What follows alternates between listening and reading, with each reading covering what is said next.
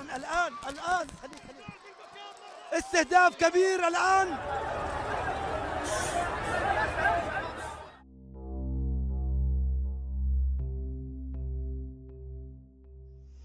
Today, NASA Hospital was bombed by an airstrike. It's incredibly close to home for us because we've worked closely with the hospital, but one of our security guards was there and they were hit and had some shrapnel lodged in their neck. They're okay, but it's a stark reminder of how close to home all these things are, that people that are working with us regularly are in danger, in mortal danger. British medic Jay Matthews describes the impacts of an Israeli attack on Gaza's NASA hospital in August, which left over 20 people dead. This is his third stint working in Gaza for charity UK-Med during the war.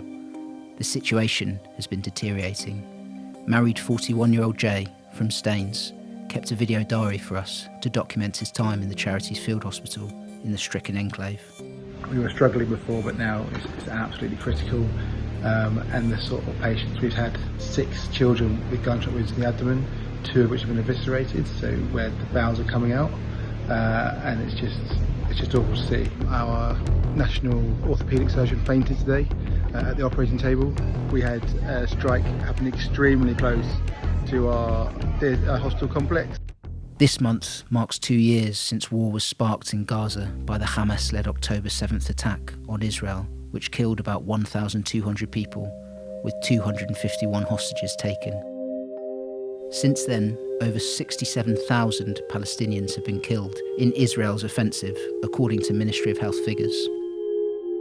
Gaza, once a place where people lived, now a land where they die. In recent weeks, famine has been declared in parts of the Strip, and, separately, a UN commission said Israel was committing genocide against Palestinians. Gaza's healthcare system has been pushed to the brink. UK-Med, which receives government funding, runs 2 field hospitals there in Mawasi and Zuwaydah. The situation here is dramatically different to what it was 8 weeks ago, dramatically worse. The supplies now are on a week-to-week basis running out. We were struggling before, but now it's absolutely critical. And the sort of patients we've had, 6 children with gunshot wounds in the abdomen, 2 of which have been eviscerated, so where the bowels are coming out, and it's just awful to see. There's so many patients with infections from around the hospitals because every hospital's just overrun. Just can't cope with the amount of people they have and the surgery they need. I'm glad to be back in a way. It's nice to come and see the people and see familiar faces when people that you worked with before are still alive. It's really nice to see them. A lot of them have lost a lot of weight, and their energy, although positive, is reduced because they're just getting by. They really are struggling for support and for nourishment. Seeing the infections, seeing the kids being shot. 2 of them are suffering quite badly with psychological trauma as well. They can't engage properly. They'll just start screaming randomly. It's just awful to see that they have to go through that at their age, and I am really pleased that we're offering them pretty good health care for the situation we're in. We're keeping them off infection. They're getting better from the injuries. Some of them starting to eat and drink again, which is great. Everybody that comes in is just emaciated. Everybody's just thin and no energy for their body to fight infections or repair themselves or recover. It's just been a hammer hit to come back and see all the people and the injuries that are going on. I'm worried about the next 3 weeks to a month.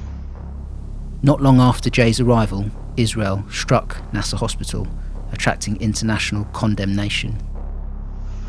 It's incredibly close to home for us because we've worked closely with the hospital, but also all the national staff that we work with. For them to hear these things and have to find out that colleagues and friends have just passed away is incredibly difficult. To try and support them through that is incredibly hard. There's noise of drones above. I don't know if you can hear that here. It's just constant. I feel I feel for them so much. One of our security guards was there, and they were hit and had some shrapnel lodged in their neck. They're okay, but it's a stark reminder of how close to home all these things are. Life isn't just difficult for patients.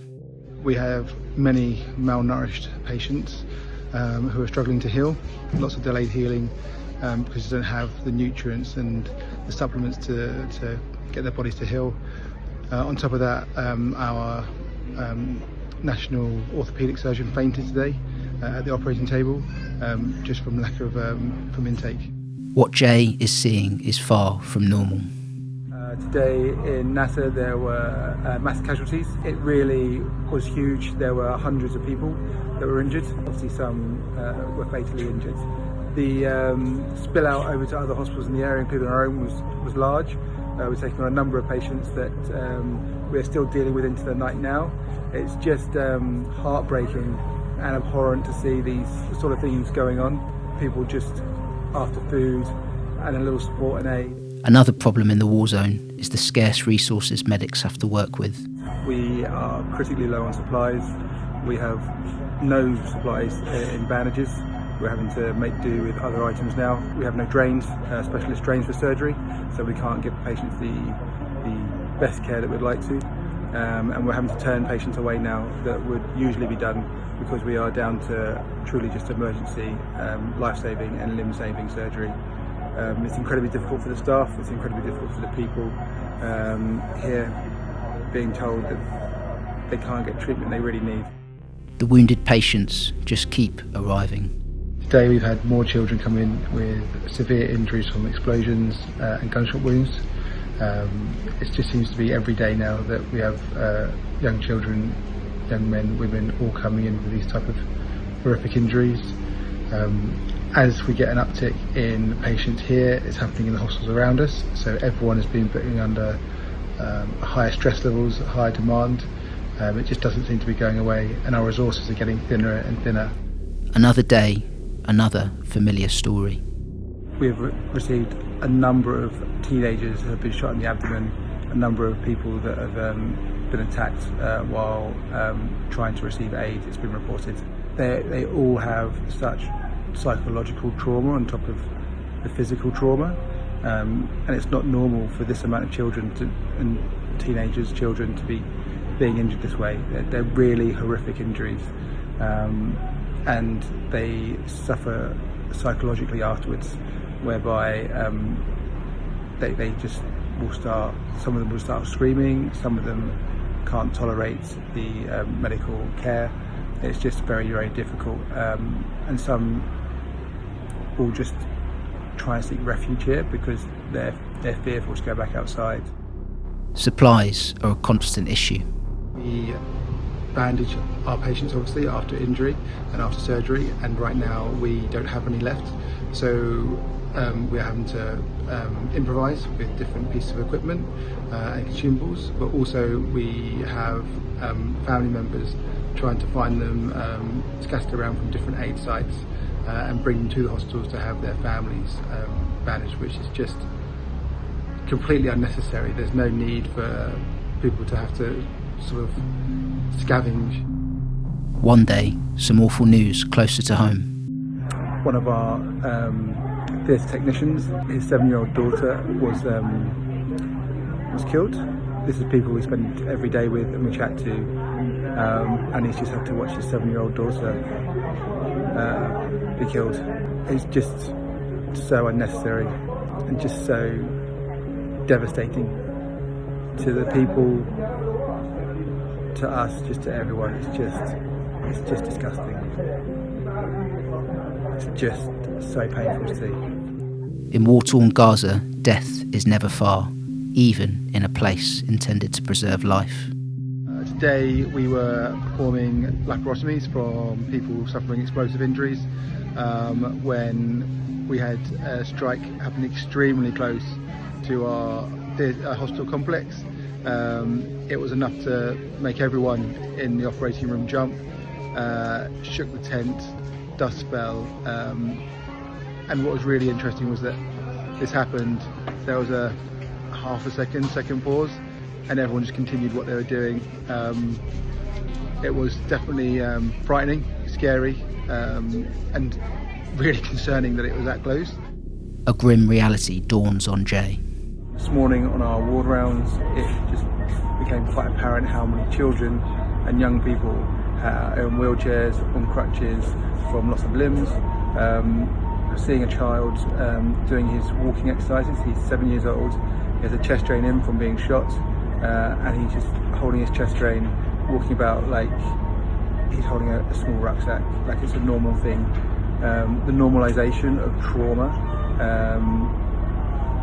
is truly surprising and horrifying, that people become okay with people not having limbs and people being deformed and not having paralysis and weaknesses and just all those horrible things, and children being okay with having drains coming out of their chests and managing these things. It's just, it shouldn't be normal. Yeah, it is completely normal here in Gaza. Eventually, after some 6 weeks, it's time to go for Jay. But it doesn't sit easily with him. I'm leaving Gaza today, hopefully. I wanted to try and reflect on everything that's happened in the last 6.5 weeks. There's always a guilt when you leave these places, because you're leaving people in a terrible situation and you're getting to leave. And that applies to the people that you've been working with internationally and the national staff. There's more to be done, more help that can be given. Just want to spend more time helping the people here. The situation has also gotten worse, which makes it feel difficult to leave. But days feel like just so long. You forget very quickly from the morning to the evening what's been done and what hasn't and what's going on. And things that happen in the morning do not feel like they happened that morning, they happened 2 days ago. You know, I think that's a feeling a lot of people can relate to when they're busy. But here it's constant and relentless. It's difficult to leave. It's difficult to leave when you feel like things are really coming forward and really moving forward. I'll miss everyone here. I'll miss all the teams and the people that have worked hard to support us all. So I hope that I'll get to see them again, because there is no guarantee that I will get to see them again. There is no guarantee you'll see anyone in this place. So yeah, it's very difficult.